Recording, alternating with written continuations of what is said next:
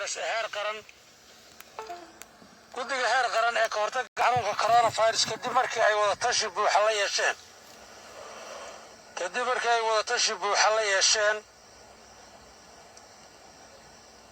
dhakhaatiirta wasaaradda caafimaadka iyo dhakhaatiirta khibrada durugsan u leh qaabka la isu qaadsiiyo ama uu u faafo xanuunkani waxay caddeeyeen in isku ururku dadweynuhu ay tahay meesha ugu daran ee cudurkani si sahlan bulshada dhexdeeda uga faafi karo. ciiddu waxay ka mid tahay munaasabadaha waaweyn ee kulmisa qaybaha kala duwan ee bulshada.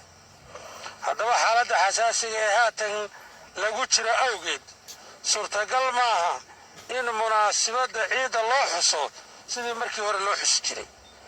sidaa daraaddeed guddiga heer qaran ee covid-19 iyagoo muhiimad gaara siinaya badbaadada iyo fayaqabka bulshada jamhuuriyadda somalilan munaasabadda ciidda awgeed waxay soo saareen go'aamada soo socda oo la xidhiidha habraaca maalmaha ciidda barakaysan.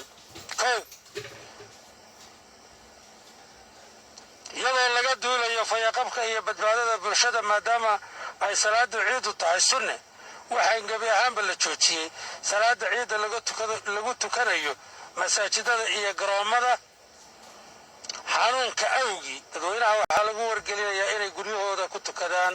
mulkiilayaasha goobaha carruurta ku ciyaaraan waxaa lagu amrayaa inaanay furi karin goobaha lagu ciyaarsiiyo carruurta oo playgroundska loo yaqaan. waxaa gebi ahaanba la joojiyey isku socodka gaadiidka dadweynaha iyo midka gaarka loo leeyahay hadday tahay gobollada iyo magaalooyinkaba laga bilaabo 1 duhurnimo maalinta ciidda ka horraysa. amarada aanu soo saaray maalinta ciidda waxaanu ula jeednaa waxay noqonayaan maalinta ciidda iyo maalinta ka dambaysa. labada maalmood heer qaran ayay noqonayaan. ilaahay tawfiiq dhammaan labada maalmood salaamaya waxaana iyaga gobollada iyo